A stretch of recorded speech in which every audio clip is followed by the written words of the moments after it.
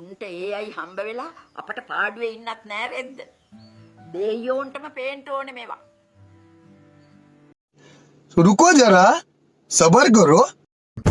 අද කාලේ රුපියල් 5000 මාරු කළාම මොකද වෙන්නේ? අචින්තිතම්පි භවති චින්තිතම්පි විනස්සති තමයි නගි.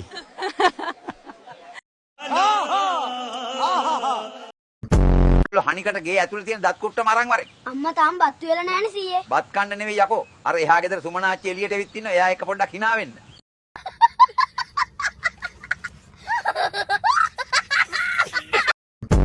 උඩේ පාද්දර ගාලා සද්දයක් ඇහුණා. නත්තල් සීයද? අල්ලපු ගෙදර එකා බ්‍රෂ් එකෙන් උගුර මදිනවා.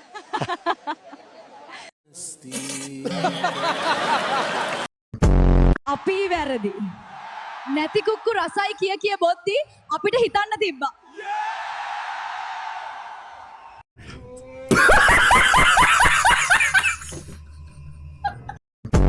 මොකද පිස්සු මිනිස්සුયો මට වතුර ගහන්නේ.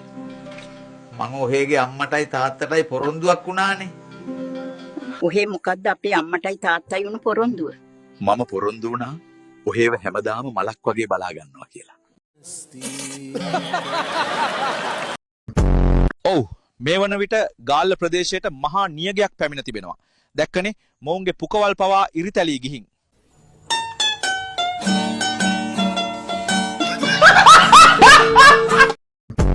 අම්මැලි මේකාට සම්මානයක් දුන්නත් මට ඒකවත් හම්බෙන්නේ නැහැ. ඒ මොකද? මට ඒක ගන්න යන්නත් කම්මැලි.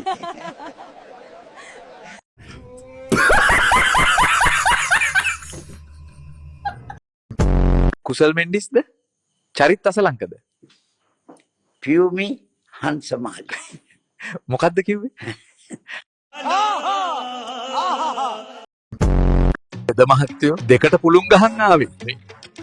අක්කපාන කලන් 8ක් අක පතටගෙන කෑලුණු වෙරියෙන් සිදුවා පානය කිරීම හොඳයි.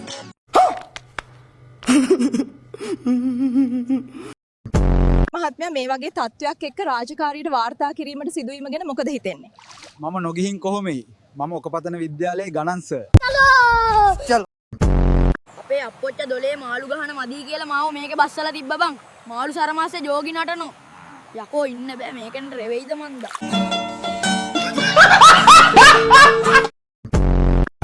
සර් ඔයාගේ ජීවිතේ ලොකු පසුතැවෙන්න මොකක්ද? මම මගේ සීයා කියපු දේ අහන්නද? එයා මොකද්ද කිව්වේ? මට ඒක හරියට ඇහුන්නේ නැහැ.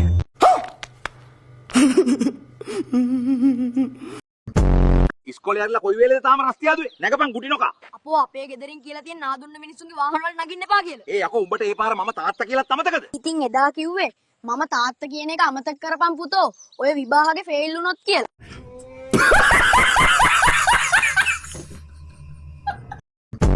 ආච්චි මම ආවේ අයියට අක්කට ස්තුති කරලා යන්න. ඒ මොකටද ළමයෝ?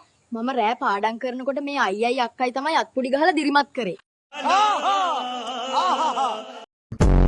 තරහ වෙන්න එපා මහත්තයෝ. ආයේ බන වලට කතා කරන්න එපා. අනේ ඇයි හාමුදුරුවනේ? පුතා වීල් එකේ ගහන් ඉන්නේ. අම්මා දීපු පණ තාත්තා දීපු නම අදාළ නැහැ. කාගේවත් බන කියලා. ඊයරෑ තීක්ෂණයි ඇතුළට දාද්දි උඹට රිදුනද බං? උඹට පිස්සුද බං? ඒක නිකන් කැලණි පාලෙමෙන් පොල්ලෙල්ලක් ගියා වගේ. ඌ දැම්ම කියනකම් මට දැනුනෙත් නෑ.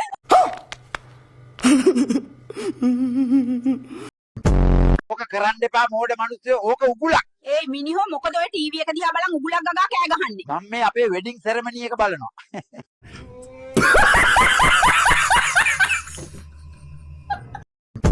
පුතා ලොකු වුණාම කාවරු වෙන්න දාස. අම්මේ මම ගිනි නිවන බටෙක් වෙන්න ආස. ඒක හොඳයි. අම්මා ගිනි තියනවා පුතා ගිනි නිවනවා. रुको जरा सबर करो. මේ කොල්ල මට රයිස් එකක් දාපන් බං. අපෝ සීයේ ඇයි හැමදාම රයිස්ම කන්නේ? අද කමුකෝ කොත්තුවක්. මොකද පණ යන්නේ නැහනේ. මට බං පණ යන්නේක නෙවෙයි ඉවසන්න බැරි බඩ යන්නේක.